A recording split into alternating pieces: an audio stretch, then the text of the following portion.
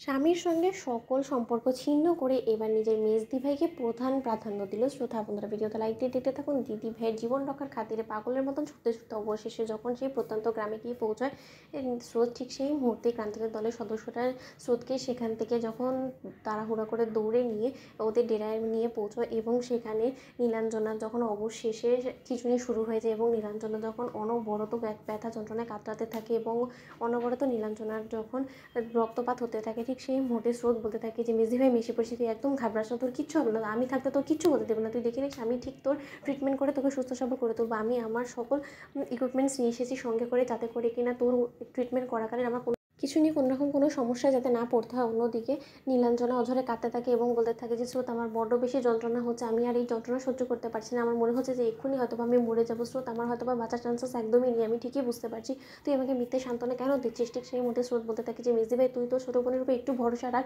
তুই দেখবি একবার যদি আমি তোর পেট থেকে এই বুলেটটা বের করে দিতে পারি না, তাহলে তুই দেখবি তুই জলদি তুই রিকভার করে উঠবি। এবং আজকে তোর একটা বিশেষ দিন ছিল, সেই বিশেষ দিনের কথা মনে করে অন্তত তুই জীবনে নিজের মনে একটু সাহস রাখার চেষ্টা কর, তুই একদম ঘাবড়াস না দিদি ভাই, তুই আমাকে শুধু আমার মতো করে সার্জারিটা করতে দে। অন্যদিকে যখন স্রোত অবশেষে সার্জারির মাধ্যমে নীলাঞ্জনার পেট থেকে সেই গুলিটা বের করে এবং অবশেষে নীলাঞ্জনা যখন বিপদমুক্ত হয়, ঠিক সেই মুহূর্তে স্রোত সেখান থেকে বেরিয়ে এসে নীলাঞ্জনার সম্পর্কে যখন ক্রান্তকে বলতে থাকে যে ক্রান্তদা, তুমি একদম টেনশন করো না, মেজদি ভাইয়ের পেট থেকে বুলেটটা বের করা হয়েছে এবং মেজদি ভাইয়ের কন্ডিশন এখন যথেষ্ট পরিমাণে স্টেবল আছে। অন্যদিকে ক্রান্ত বলতে থাকে যে ও সুস্থ সবল হয়ে উঠবে তো, ও আবার আমার কাছে সুস্থ স্বাভাবিকভাবে ফিরবে তো। অন্যদিকে এই কথা বলা মতো স্রোত বলতে থাকে, আমি তো বললাম এক্ষুনি তুমি একটু শান্ত হওয়ার চেষ্টা করো, কারণ তুমি যদি এরকম করে পাগলামো শুরু করে দাও তাহলে হয়তো তোমাকে দেখে মেজদি ভাই আরও বেশি ঘাবড়ে যাবে। আপাতত মেজদি ভাই অচেতন অবস্থায় পড়ে আছে এবং মেজদি ভাইয়ের রেস্টের প্রয়োজন আছে।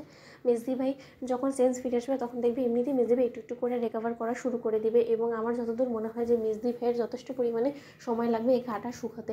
অন্যদিকে এই কথা বলা মতো ক্রান্ত বলতে থাকে, আচ্ছা স্রোত, তুমি যে এখানে এসেছো নিশ্চয়ই সকলকে বলে আসোনি এবং এতে করে নিশ্চয়ই তোমার পরিবারের সকলে অনেকটা অশান্তি করবে, এবার নিশ্চয়ই তোমাকে ফেরার পথে অনেকটা বেগ পেতে হবে, তখন তুমি কী করবে।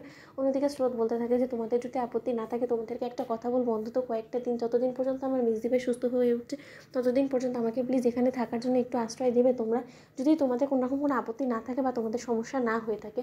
কারণ আমি কোনো মতে আমার মেজদি ভাইকে এই অবস্থায় রেখে আমি বাড়ি ফিরতে পারবো না, কারণ বাড়ি ফিরলে আমার টেনশনই শেষ থাকবে না এবং আমি কোনো মতে মেজদি ভাই সম্পর্কে কোনোরকম কোনো খবর না পেয়ে আরও বেশি অস্থির করতে থাকবো। তার থেকে বরঞ্চ মেজদি ভাই যে কয়দিন না সুস্থ হয়ে উঠছে ততদিন পর্যন্ত আমি মেজদি ভাইয়ের কাছেই থাকতে চাই এবং ওকে সম্পূর্ণরূপে সুস্থ করে তোলার পেছনে আমি সম্পূর্ণরূপে নিজেকে উৎসর্গ করতে চাই। দোহাই তোমাদের, তোমরা প্লিজ আমাকে এখান থেকে তাড়িয়ে দিও না। ঠিক সেই মুহূর্তে ক্রান্ত বলতে থাকে যে তোমার যদি কোনো রকম কোনো সমস্যা না থাকে তুমি নির্দ্বিধায় নিশ্চিন্তে এখানে থাকতে পারো, তোমার মেজদি ভাইয়ের পাশে থাকতে পারো, এতে করে আমাদেরও একটু সহযোগিতা হবে।